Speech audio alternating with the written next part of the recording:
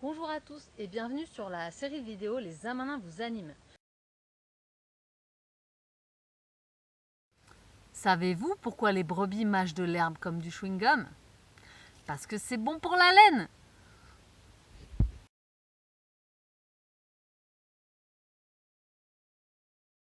Aujourd'hui, je vais vous emmener dans le monde merveilleux des petites bêtes de la nature et du jardin. Pour partir à leur découverte, vous pouvez vous équiper d'une boîte loupe qu'on achète dans le commerce, ou alors vous pouvez aussi récupérer une boîte que vous trouvez chez vous. Moi j'ai pris un petit pot de yaourt transparent avec un petit couvercle dans lequel j'ai fait 3 trous pour qu'elles puissent respirer. J'aime bien aussi mettre un drap clair, ça permet d'identifier la zone où elles sont pour ne pas les écraser et pour bien les voir. Ensuite, j'aime bien aussi mettre des petits papiers avec le bon nombre de pattes qui correspond à chaque famille. Vous allez comprendre ensuite pourquoi j'ai fait ça. Avec ma boîte, je capture délicatement la petite bête sans lui faire mal. Je viens la poser à côté du bon nombre de pattes.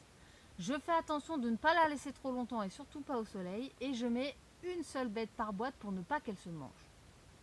Quand j'ai terminé avec celle-ci, je prends une nouvelle boîte et je recommence. Et à la fin, je n'oublie pas de bien relâcher les petites bêtes là où je les ai trouvées pour qu'elles voguent à leur vie dans la nature. Ce sont des petites bêtes qui ont 0 pattes et un corps allongé rempli d'anneaux.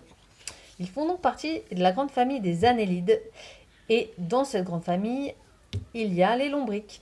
Le voici, le voilà, vous le connaissez tous, bien sûr, c'est le ver de terre, accompagné de sa crotte qui s'appelle turricule, très appréciée des jardiniers car c'est un excellent terreau. Des bêtes qui ont un pied. Mais qu'est-ce qu'un pied? Ce sont en fait les gastéropodes, des animaux qui ont le corps tout mou et qui ont l'estomac dans les talons. Ce sont donc des estomacs sur pattes. Mais qui sont-ils? Ce sont les escargots et les limaces. Et donc les plus connus des petites bêtes, elles bien sûr, qui ont 6 pattes, ce sont les insectes. Ils ont un corps en 3 parties, la tête, le thorax et l'abdomen. Toutes les petites bêtes que nous allons voir maintenant et après font partie des arthropodes, ce qui veut dire pattes articulées. Voici l'écaille, un papillon de nuit. On les différencie des papillons de jour parce qu'ils ont les ailes couchées au repos, alors que les papillons de jour, eux, ont les ailes bien droites sur leur dos.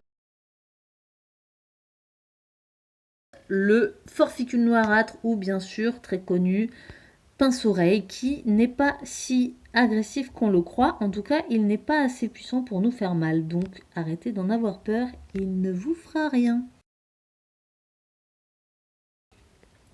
Et pour finir, la sauterelle, à ne pas confondre avec le criquet. Petit moyen mémotechnique, la sauterelle, grand mot, grandes antennes, et le criquet, petit mot, petites antennes.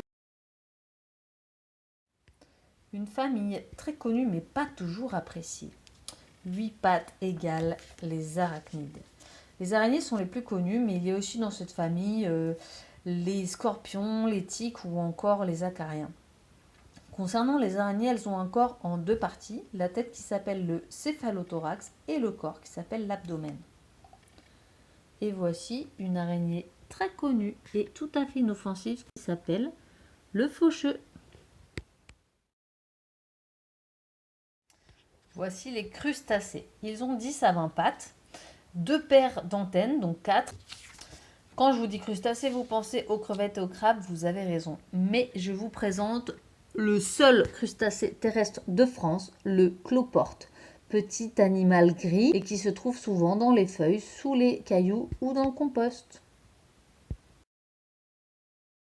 Et voici les 1000 pattes. Et non, ils n'en ont pas 1000, ils n'en ont que au moins 22. Ils ont une myriade de pieds. Et voici le gloméris. Il est vraiment noir luisant avec des petits traits jaunes qui séparent chaque segment et se met vraiment en boule pour se protéger.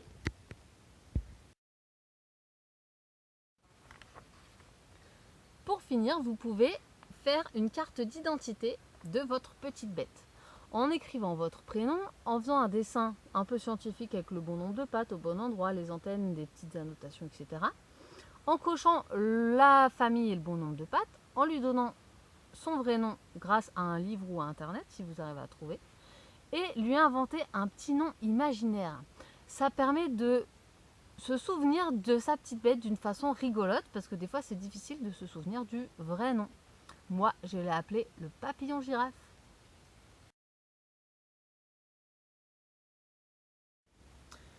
Qu'est-ce qui fait 999 fois Pâques et une fois Pâques?